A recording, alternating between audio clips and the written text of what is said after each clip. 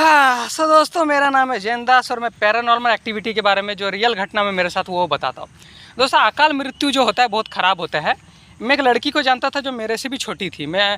जब मैं 27 साल का था तब वो मर गई थी और वो मेरे से 2 या 3 साल छोटी थी। तो समझ लीजिए कितनी की होगी, 24-25 की होगी, मतलब मेरे से भी छोटी थी। मैं भी 30 साल का हूँ। अगर वो ज़िंदा होती तो कितना की होती, अभी 27 साल की होती। ठीक है, तो ये अकाल मृत्यु हुआ था उसका। ठीक है ना।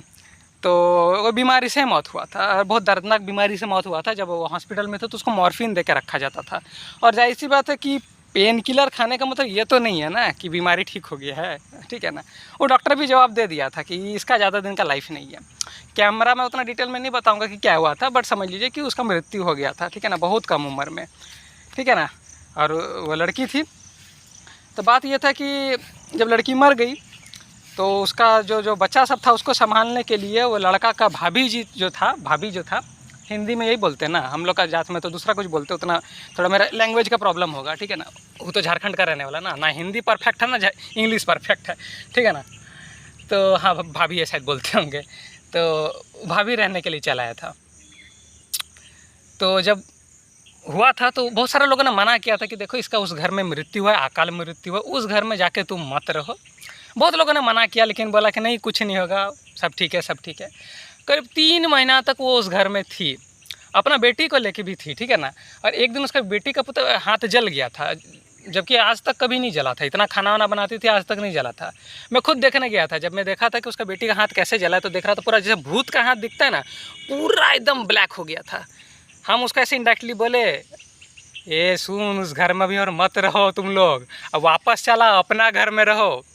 लेकिन अब पता नहीं, उस घर में एसी मिल रहा था, टीवी मिल रहा था, लैपटॉप मिल रहा था कि ये लोग का पुराना घर थोड़ा छोटा था, मिट्टी का था, इसलिए वो लोग वहाँ एंजॉय करना पसंद कर रहा था। बहुत सारा आदमी ने मना किया था कि देखो वहाँ अकाल मृत्यु है एक लड़की का जवानी में, उधर रहना ठीक नहीं है तुम लोग का। बहुत लोगों ने मना किया था, हम भी मना किए थे, बात नहीं सुना था।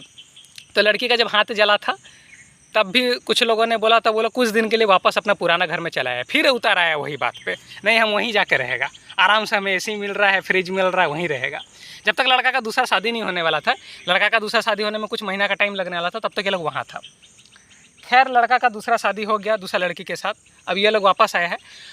और समझ लीजिए जब उसकी माँ का इतना भयंकर तबीयत ख़राब है ना कि मतलब बचेगा कि नहीं कोई गारंटी नहीं है। डॉक्टर लोग आ रहा है, देख रहा है, चल जा रहा है, बोल रहा है भगवान भरोसे है। 3 महीना ना उस घर में रह के आया है ये लोग, जहाँ पर किसी का मृत्यु हुआ था, वो भी इतना कम उम्र में। इतना जल्दी तो उसका आत्मा को शांति नहीं मिलेगा ना। तो कभी भी किसी का घर में अगर मृत्यु हो, कम उम्र में अकाल मृत्यु हो ना, तो वहाँ जाके डेरा मत जमा लेना, चाहे आपका कोई और रिश्तेदार क्यों ना हो।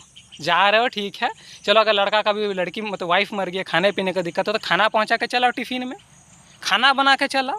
और वहाँ पर रात को सुलट के रह जा रहे हो, पूरा घर का हवेली को अंधेरा करके, फिर पूरा सब लोग बोलबो करता था कि रात को घर को अंधेरा मत करो, तो लोग वैल्यू नहीं दे रहा था। लेकिन अभी हुआ क्या है, बेटी का हाथ जला है और माँ का पूरा भयंकर तबीयत ख़राब है।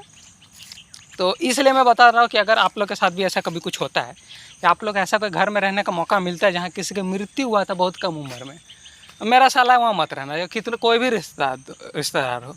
हाँ, खुद का घर रहे, मजबूरी हो तो अलग मैटर है, नहीं तो मत रहिएगा, मेरा यही सलाह। नहीं तो वो कोई बीमारी बन के आपको नजर आएगा।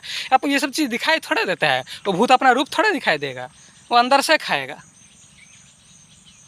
चलिए भाई, हम भी चलते हैं अब, थोड़ा सा शूटिंग वूटिंग कर लिए, रिलैक्स करेंगे, घर में जाकर दाल भात खाएंगे।